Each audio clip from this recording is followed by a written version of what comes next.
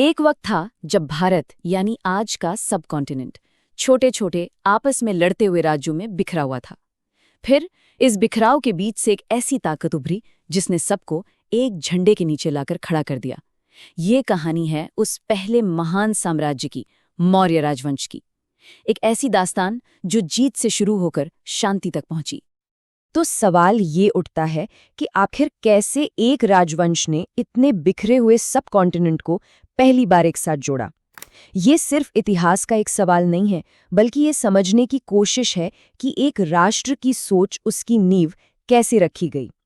Maurya dynasty ने ये करिश्मा कैसे किया, इसमें आज भी हमारे लिए कई सबक छिपे हैं। जमीन पर हालात कैसे थे, सोच के देखिए। अलेक्जेंडर के जाने के बाद पूरे इलाके में एक पॉलिटिकल वैक्यूम सा बन गया था। छोटे छोटे राज्य थे जो हर वक्त एक दूसरे से टकराने को तैयार रहते थे। एक अजीब सी उथल-पुथल थी, और इस माहौल में मौर्यों का सपना, उनका विजन, किसी को भी उस वक्त पागलपन लग सकता था।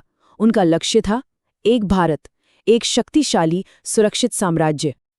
तो इस महान साम्राज्य की शुरुआत आखिर हुई कैसे?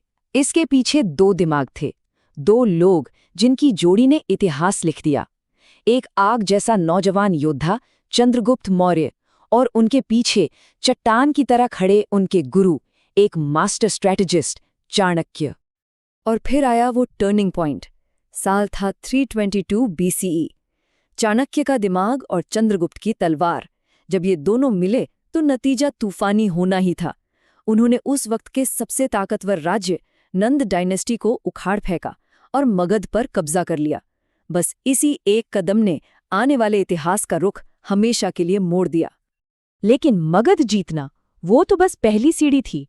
असली कहानी तो अब शुरू होनी थी। चलिए देखते हैं कि कैसे चंद्रगुप्त ने एक रीजनल पावर से खुद को एक कॉन्टिनेंटल एम्पायर में तब्दील कर दिया। इस टाइमलाइन पे एक नजर डालिए, रफ्तार देखिए। सिर्फ कुछ सालों के अंदर पहले तो नंद जैसी मजबूत सल्तनत को खत्म किया, फिर पश्चिम की तरफ बढ़े और पूरे सिंध और पंजाब को अपने नीचे लाए, और फिर उन्होंने सीधे अलेक्जेंडर द ग्रेट के सक्सेसर सेल्यूकस को ही ललकार दिया। ये एक्सपेंशन की स्पीड उस जमाने के हिसाब से अनबिलीवेबल थी। तो जब सेल्यूकस से टक्कर हुई, नतीजा क्या निकला? एक कमाल की ट्रीटी। इससे मौर्यन एम्पायर को आज के अफगानिस्तान और बलूचिस्तान तक का इलाका मिल गया, बॉर्डर सिक्योर हो गया। फिर एक शादी हुई सेल्यूकस की बेटी हेलेना की चंद्रगुप्त से, यानी जंग की जगह रिश्तेदारी। और सबसे अनोखी बात, चंद्रगुप्त ने बदले में 500 जंगली हाथी गिफ्ट किए। ये उस जमाने के टैंक्स थे, सोचिए, एकदम मास्टर स्ट्रोक डिप्लोमेसी थी ये। अब आते हैं इस साम्राज्य के सबसे मशहूर और शायद सबसे कॉम्प्लिकेटेड रूलर पर। नाम है अशोक। एक ऐसा सम्राट जिसने अपनी शुरुआत खून खराबे और जबरदस्त जीत से की, लेकिन इतिहास ने उन्हें उनकी तलवार के लिए नहीं, बल्कि उसके बाद शांति को अपनाने के लिए याद रखा। साल 2661 BCE, बस ये एक साल, इसने सब कुछ बदल दिया। कलिंग की जंग, ये इतनी भयानक, इतनी खूनी थी कि कहते हैं 1 लाख से ज्यादा लोग मारे गए। जंग के मैदान पर लाशों के ढेर देखकर अशोक का दिल दहल गया। वो जीत तो गए थे, लेकिन उस जीत की कीमत ने उन्हें अंदर तक हिला कर रख दिया।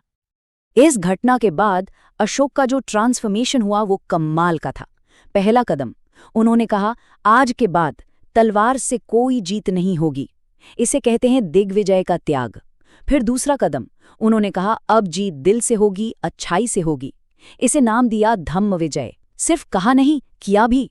अलग अलग ऑफिसर्स अपॉइंट किए जिनका काम ही था धम्म का प्रचार करना। इंसान क्या, जानवरों के लिए भी हॉस्पिटल बनवाए, और अपने संदेश को सीरिया, मिस्र, श्रीलंका जैसे दूर दराज इलाकों तक पहुंचाया। उस दौर में ऐसी सोच बिल्कुल रेवोल्यूशनरी थी। अच्छा, इतना बड़ा साम्राज्य बना तो लिया, पर सवाल यह है कि इसको चलाया कैसे जाता था? इतने अलग अलग लोग, अलग अलग संस्कृतियां, इन सबको एक साथ मैनेज करना कोई छोटा काम नहीं था। इसका जवाब मिलता है उनके आश्चर्यजनक रूप से वेल ऑर्गेनाइज्ड एडमिनिस्ट्रेटिव सिस्टम में। उनका एडमिनिस्ट्रेशन एक वेल ऑयल्ड मशीन की तरह काम करता था, बिल्कुल एकदम टॉप डाउन स्ट्रक्चर था। सबसे ऊपर सम्राट यानी बादशाह, उनके नीचे प्रांतों में राजकुमार, फिर जिला लेवल पर, और उसके नीचे 10 गांवों का ग्रुप, और आखिर में सबसे छोटी यूनिट एक गांव, जिसका हेड ग्रामिक कहलाता था। इस क्लियर हायरार्की से ये पक्का हो जाता था कि टैक्स कलेक्शन हो, कानून का पालन हो और साम्राज्य स्मूथली चलता रहे। और उनकी जो कैपिटल सिटी थी, पाटलिपुत्र, उसका तो एडमिनिस्ट्रेशन और भी कमाल का था। सोचिए, वहां एक 30 मेंबर काउंसिल थी जो 6 कमिटीज में बटी हुई थी। हर कमेटी का अपना काम था। एक कमेटी इंडस्ट्री और वेजेस देखती थी, तो दूसरी शहर में आने वाले फॉरेनर्स का हिसाब रखती थी। एक और कमेटी थी जो बर्थ और डेथ का रजिस्ट्रेशन करती थी। यहाँ तक कि मार्केट में बिकने वाले सामान की क्वालिटी चेक करने के लिए भी कमेटी थी। ये सुनने में आज की किसी मॉडर्न सिटी कॉर्पोरेशन जैसा नहीं लगता? हाँ, अशोक ने शांति का रास्ता अपनाया, ये सच है, लेकिन इसका मतलब ये बिल्कुल नहीं था कि साम्राज्य कमजोर हो गया था। जरा सेना के आंकड़ों पर नजर डालिए। 6 लाख पैदल सैनिक, 50,000 घुड़सवार, 9,000 जंगली हाथी, ये एक बहुत बड़ी सेना थी। ये इस बात का सबूत है कि शांति की नीतियों के बावजूद साम्राज्य की सुरक्षा और विद्रोह को दबाने के लिए एक मजबूत मिलिट्री फोर्स जरूरी समझी जाती थी। लेकिन जैसा कहते हैं, हर उरूज को ज़वाल है। हर महान साम्राज्य की तरह मौर्यों का सुनहरा दौर भी हमेशा के लिए नहीं था।